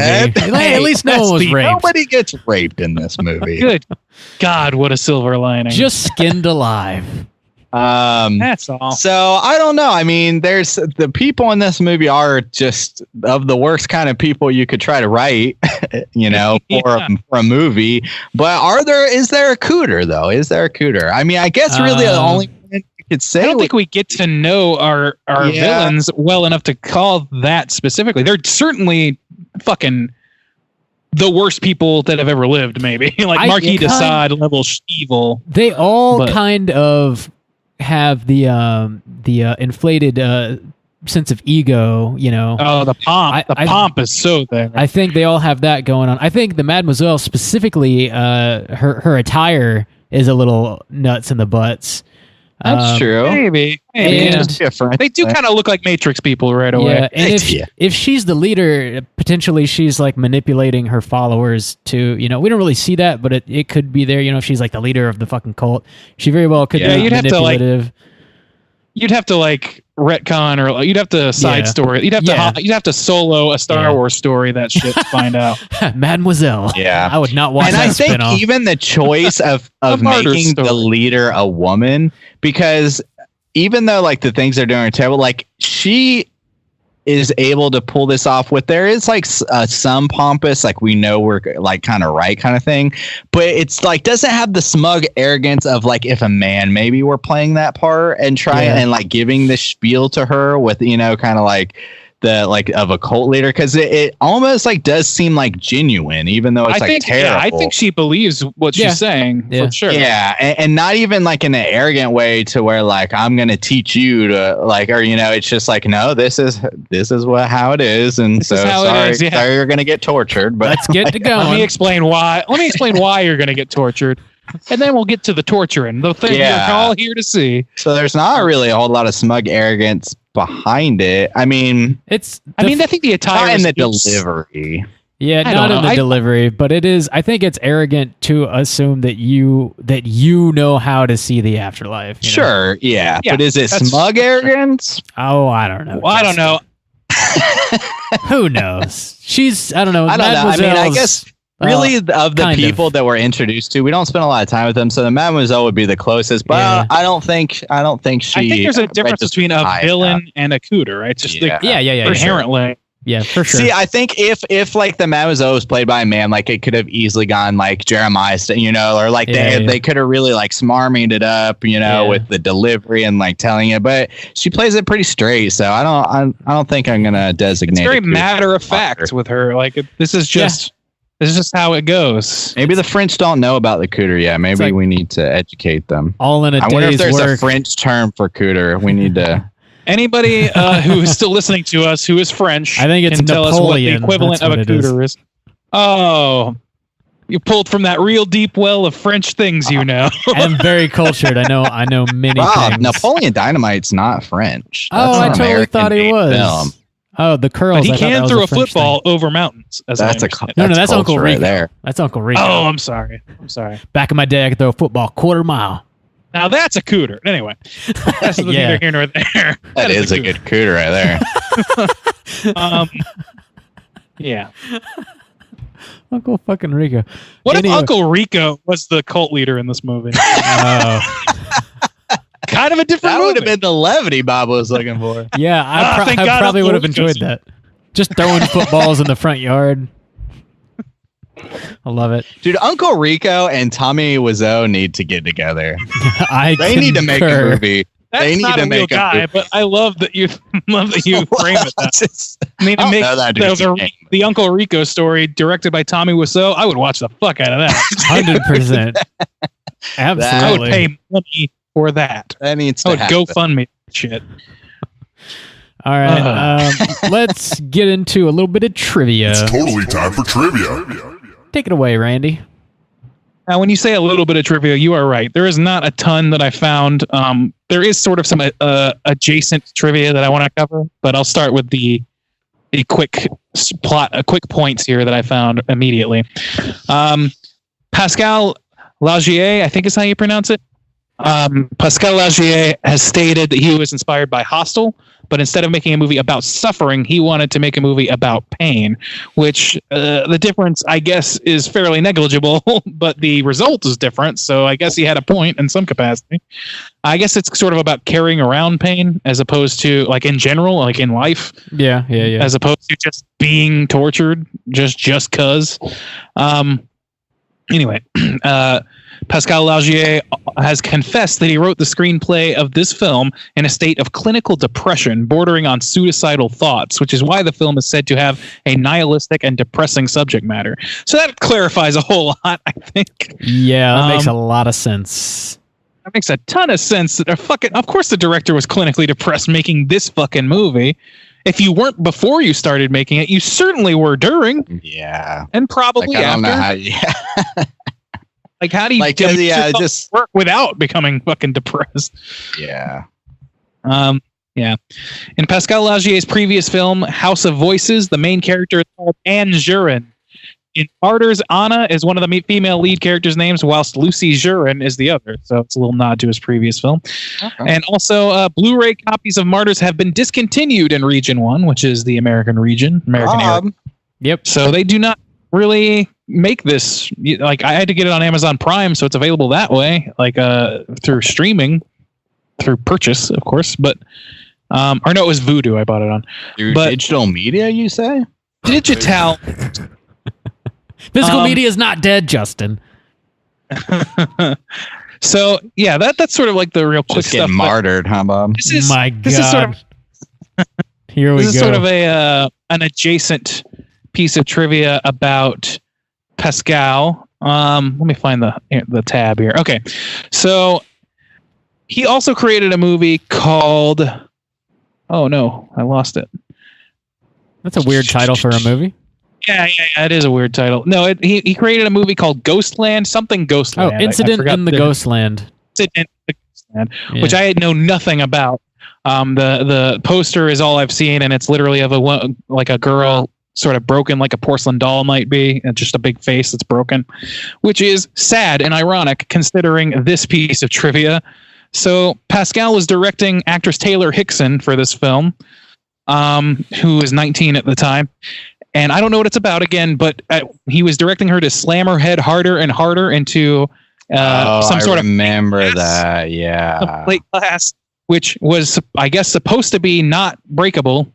She fucking broke it, and it has been like cut her face up.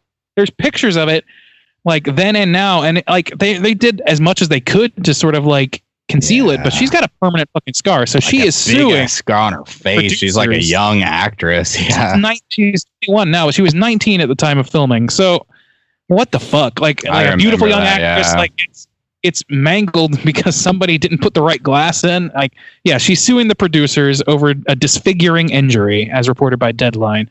So, I mean, she's still working and she's still getting work. She was in Deadpool apparently, but I don't recall her specific character.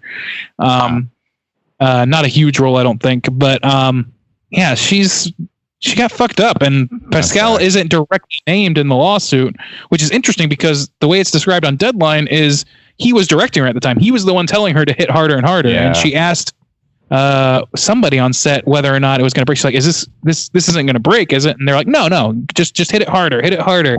Fucking fucked her face up, man. Like that's a young actress. That's in Hollywood. That's worth a lot of fucking comeuppance. I mean, I'm for in that case. And as much as I enjoyed this movie, and I'm curious to see more from Pascal, I just don't know. I mean, that's just a real bummer and a sea of bummers. So yeah, I just wanted to cover that. Sea of bummers. It's like in case there was not enough shit to bum you out in relation to this guy's movies, here you go with a real life story of a girl. It's just fucked up, man. One last kick to the nuts. It's not too bad if you've never felt a thing in your life, though. Oh. So. Here we go.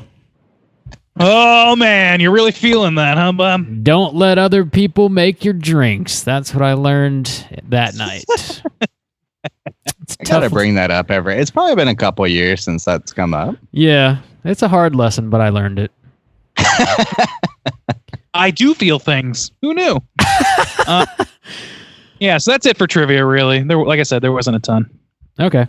Let's round it out with some horror news. Extra, read all about it. Are you gentlemen familiar with that Psycho documentary? It's called 78/52. I am not. Oh. It's a documentary. It's actually on Hulu if you want to watch it. It's pretty interesting. It's specifically about the shower scene in Psycho.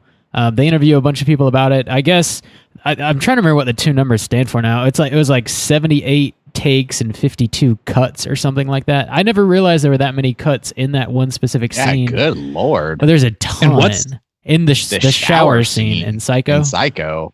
Yeah, that makes sense. Yeah, 52 cuts. Yeah, it's either 78 cuts or 52 cuts. I forget which numbers which. But they kind of dive into how that scene was crafted and like why it was so influential and like what scenes throughout history it's directly influenced. And they interview like Jamie Lee Curtis and all these other actors and filmmakers and stuff. Anyway, it's a pretty interesting documentary. It's on Hulu. I mentioned that specifically to mention that the director, whose name is Alexander O. Felipe, he's directed a couple other documentaries actually. A more recent one is going to be coming out. It's about Alien. I don't think it's actually released yet, but okay, no, it is. So they just had the opening night screening of. It's called Memory: The Origins of Alien. They just had the screening at Sundance. And as he was showing that for the first time, he announced that he's making a new documentary. This time it's going to be about the making of The Exorcist. So he's got Alien. I imagine you'll be able to watch the Alien one later this year. I'm sure it'll get some sort of release. And then he's I guess he's already shot The Exorcist one actually, and that'll probably come out next year. I don't know. Who knows? But if it's anywhere near as interesting as the Psycho documentary, I think it'll definitely be worth checking out. I guess he interviews William Friedkin, and I'm sure several other actors, filmmakers and whatnot, because The Exorcist is obviously just as influential as Psycho, I would say. But I don't know. You guys, would you be interested in checking out any of these documentaries?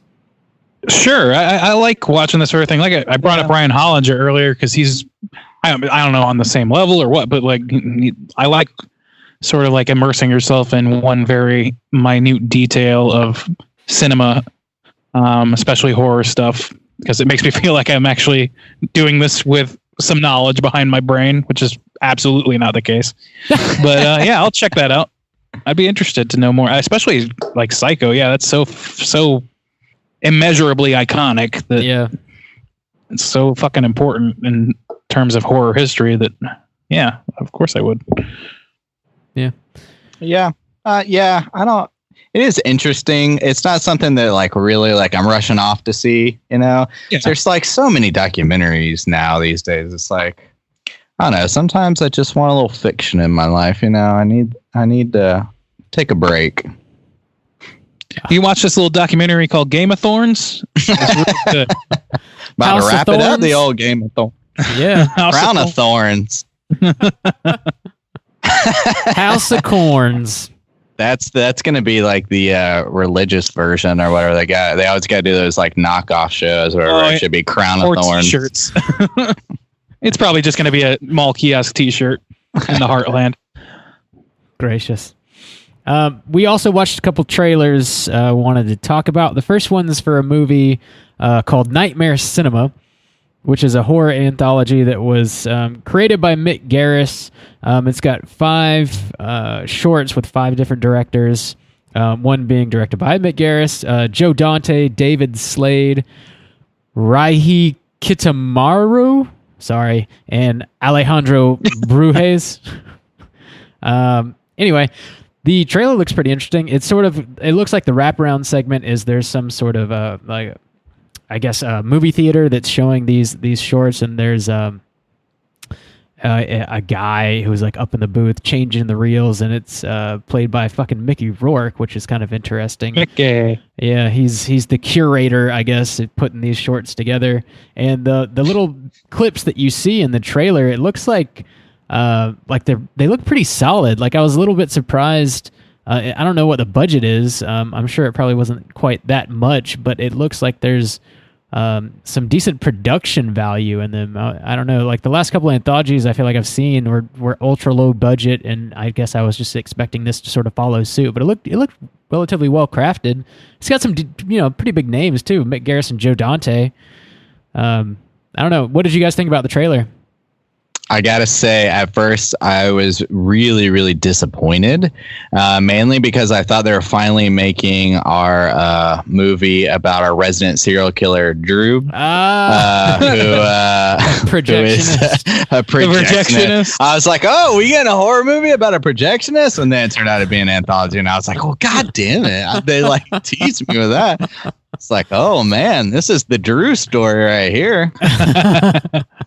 But alas, I gotta say, like, it seems like there's a lot of components here that I'm interested in, but it didn't leave a big impression on me, to be honest. The trailer, maybe it was just too, and I know it's like the nature of a fucking anthology. Promoting an anthology has got to be difficult work, but I just didn't really get a sense of what it's going for. I can't tell if it's going for fucking, I don't know, like a. What is that, fucking Dusk Till Dawn sort of thing, or if it's going more serious than that? It's kind of confusing me in terms of tone.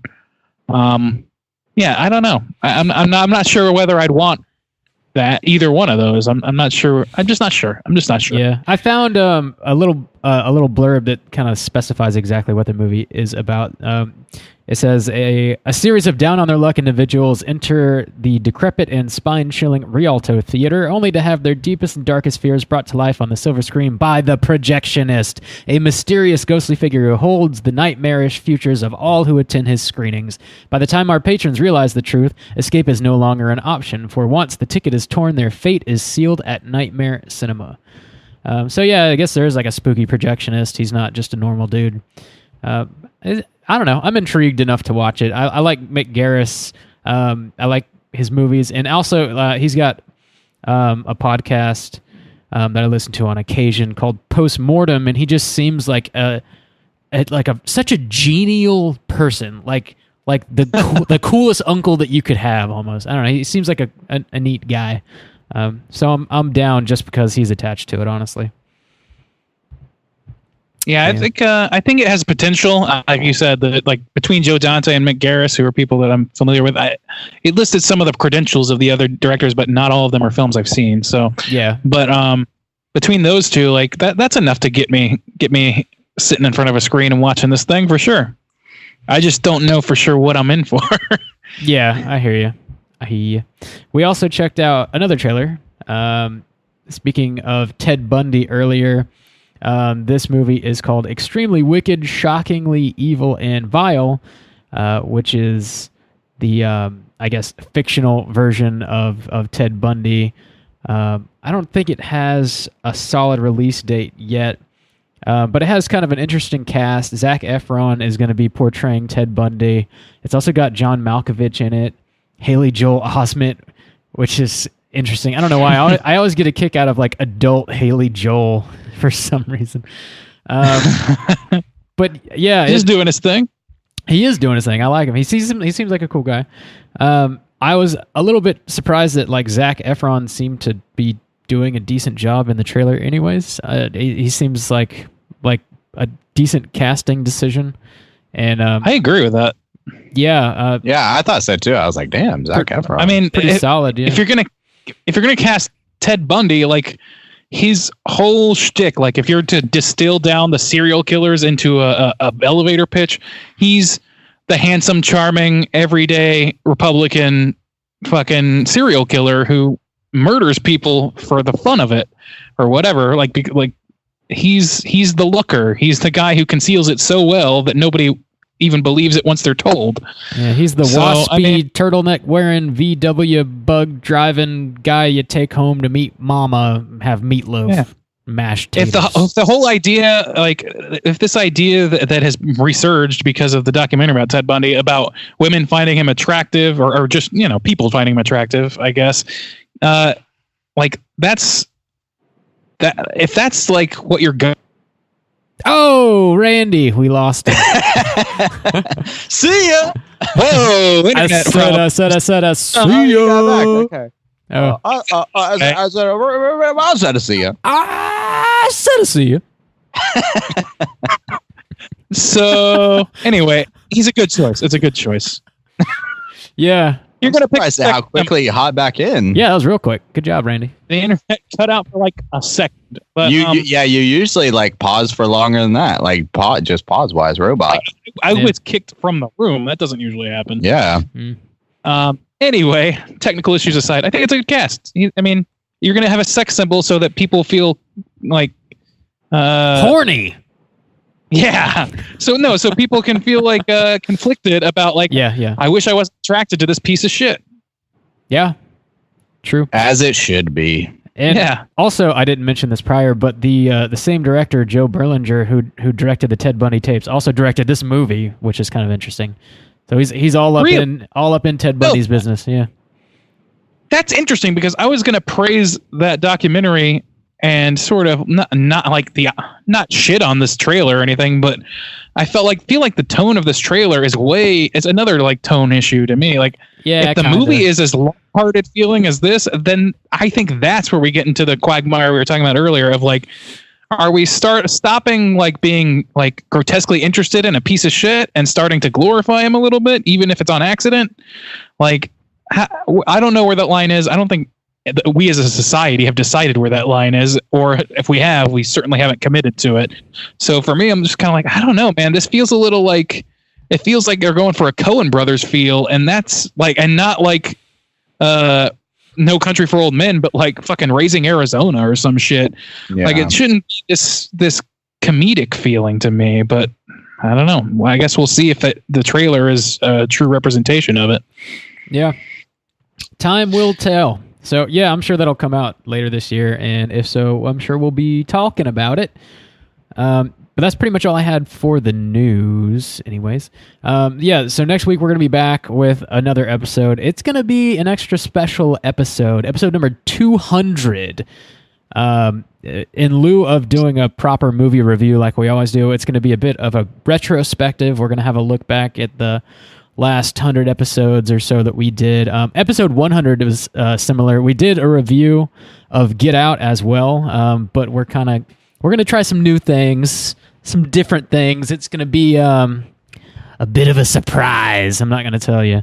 But yeah, tune in for that. We haven't figured it out yet. Whatever, Randy. No, it should be a good time. I don't know. I'm looking forward to it. I've been like going back over the past 100 episodes for, I don't know, probably a month now, like skimming them and cutting pieces out, and I've been getting a kick out of it. Yeah, I've been working really hard on it too. Yeah, totally. Round the clock, prepping for the 200 episode. Uh-huh. Yeah, We've really put in a lot of effort. We've got our team on it. The team. The whole team. Mm-hmm. So yeah, until next week, please rate, review, and subscribe to us on iTunes. You can follow us on Twitter at STR8_chilling. We are on Instagram at Straight Chilling Podcast. You can send us an email through our website, straightchillingpodcast.com. Hit us up on YouTube. Just search Straight Chilling Podcast and hit that subscribe button so we can hit 100 followers and get that custom URL. If you want to join us on Slack, you can do so. Just mention that, send it our way on one of the various social media platforms that I just mentioned, and I can send you a link to join us on Slack. We're accepting applications for fixers around here. Yeah. So if you want to get into the fixing business, hit us up, send us your credentials, and maybe we'll let you fix stuff for us. Yeah, specifically plumbing. My toilet's been backed up for years. So. Rob shits like a fucking horse. Damn. I'm shitting bricks. It's true. Yeah, I think that does it, right, guys? Did I forget anything? I cover it all? We're good? I think that's it. Cool. All right. Well, until next week, as always, all you mother truckers. Twitch. Oh, yeah. Twitch.tv/Straight Chilling Podcast. Yeah. I forgot that's kind of my responsibility. Do that. That's Justin's thing that he forgets sometimes. Putting in a lot of effort for 200, okay? Yes. Oh, man. Remembering to say URLs. It's a knowing lot. a URL without looking. Man. It's a lot. Also, Justin has been streaming on Twitch pretty much every Saturday. It's been pretty consistent. So, yeah, I think that's going to change now in my schedule. I'll try to do weeknights now. I assume more people are available on weeknights than Saturday nights. Yeah. Potentially. Okay, I think that is actually it now. So tune in next week for episode number 200. It's going to be a really good time. And until then, as always, all you mother truckers, please keep chilling. Keep chilling, motherfucker.